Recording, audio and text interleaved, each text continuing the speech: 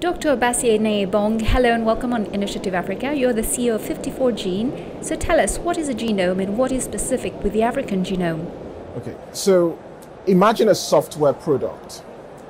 For a software product to be a software product, somebody had to design code and type a few codes to make a software product. Genes are the same thing or perform the same function in human beings. So a gene is what makes you and I who we are. Our genes make me black, for example, and might make another person white, because the gene codes for the protein called melanin, which is what makes my skin black. It's the same reason that somebody has cancer, because the genes in a person is basically predicting or predisposing that person to cancer. So genome or genomics is really how we study genes such that we can understand ourselves, we can understand why we are who we are, we can understand why sicknesses happen to us, we can also understand why some people don't get some sicknesses whereas other people get it. It's all in our genes. And that's what the study of genomics is about. Now, why is the African genome important?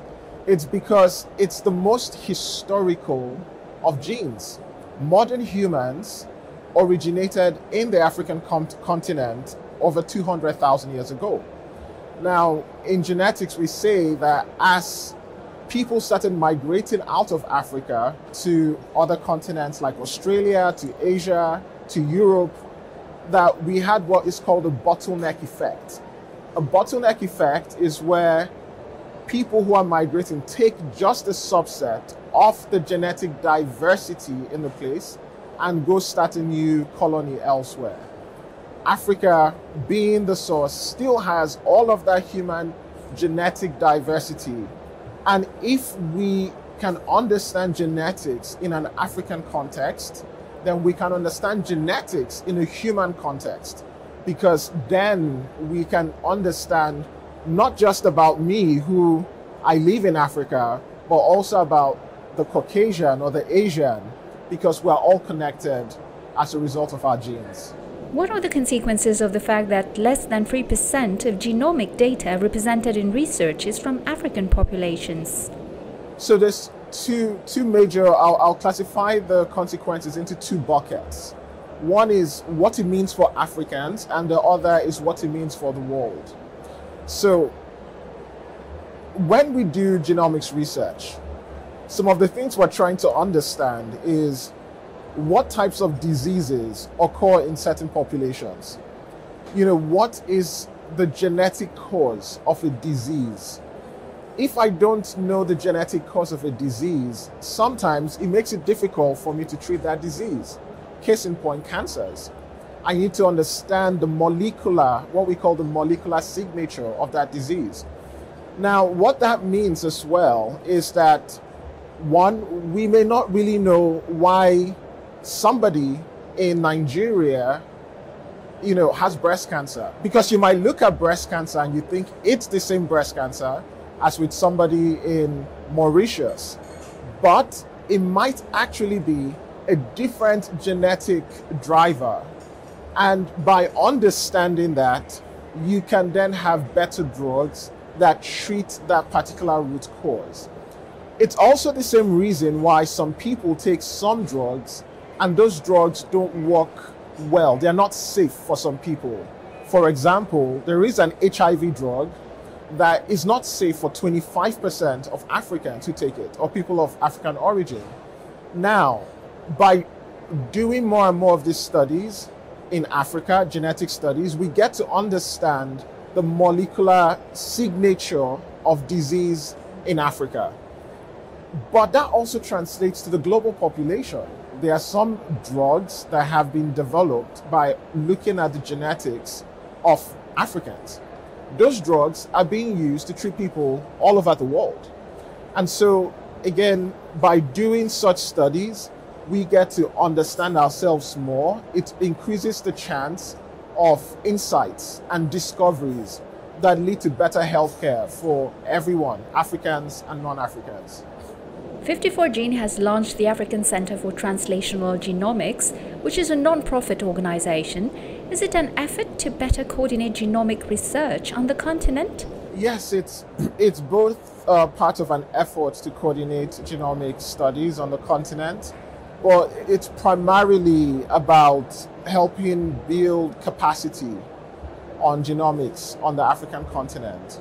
So as a company, we are responsible, we believe, to give back and to ensure that we are building scientific capacity in Africa. Scientific capacity in genomics, in medicine, in translational biology. And the African Centers for Translational Genomics was set up because of that reason, because we want to see a continent that is full of talent and can begin to innovate in these fields that we've talked about. So for example, we call it ACTG for short, the ACTG has given out PhD scholarships across Africa.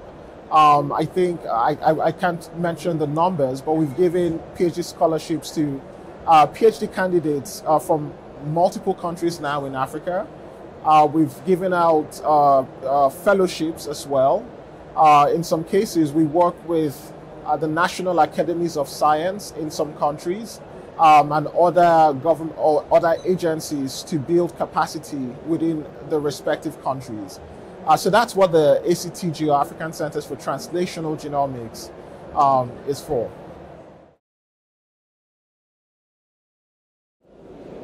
Dr. Obasi Ine-Ubong, how did you get interested in this field of genomics and went on founding 54Gene?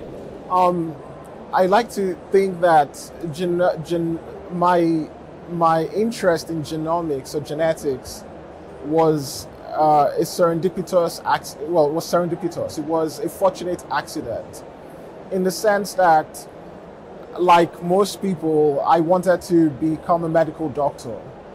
And I went to university with the aim of becoming a medical doctor.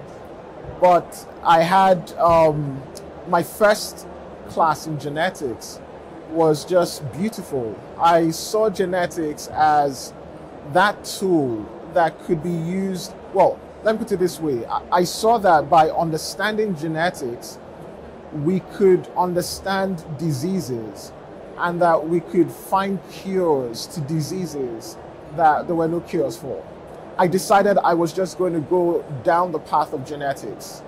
And so as soon as I finished, from Nigeria, I went to the Imperial College London, where I got my master's in human molecular genetics. This was in 2008 and 2009.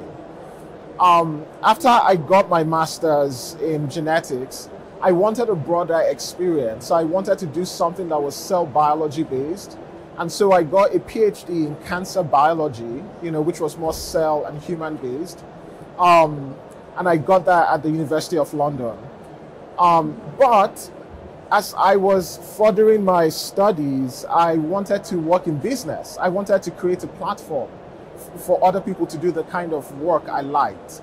And so I moved to the US and I got a master's in business, and then worked in the US as a management consultant before starting 54Gene. And I started 54Gene because Africa needs it and the world needs it. Precisely. And just right now, as we see a lot of so-called rich countries' illness increasing in Africa, are there enough financial resources going into it? I don't think it's as it should be.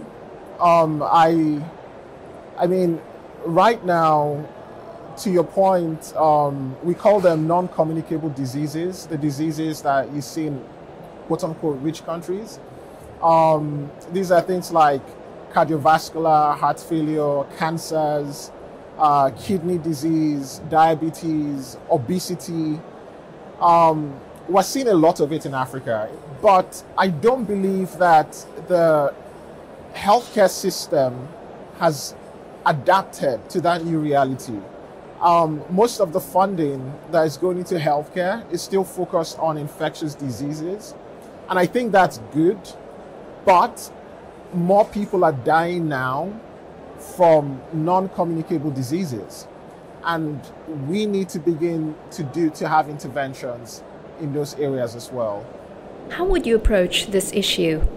I mean, one, you need more fit for purpose solutions.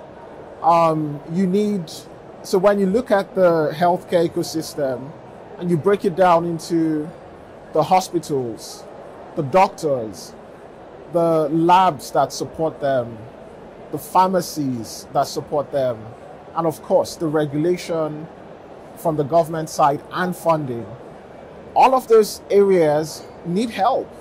The hospitals need to begin to adjust to this reality that in order to treat these complex non-communicable diseases, you require data. You need to understand your populations. You need, it goes into things as basic as digitizing your hospital records, because that's where you can find all the comorbidities and interplays, in your population and do proper population health management strategies. You need the labs in Africa to begin to provide the tests that diagnose these types of diseases. According to you, what are the main lessons learned from COVID-19 in Africa? Yes, I believe that COVID-19 brought a lot of lessons, but not all lessons will stick, because we're human beings and humans never really learn. And it's not something that is restricted to Africa. In that sense, there are some changes that I hope will be sustainable. I hope that, and I'm a big fan of the Africa CDC. I think that they kind of innovated quite a bit during COVID. And I hope that, they continue in that trajectory. If there was a winner, in terms of public agencies, I can definitely see the Africa CDC being one of those. And there are some countries whose governmental bodies, kind of stood up and will keep those lessons. But I don't know if our rulers, our politicians have learned the lessons. So the technocrats typically learn the lessons, but the people who make the policies sometimes don't learn the lessons.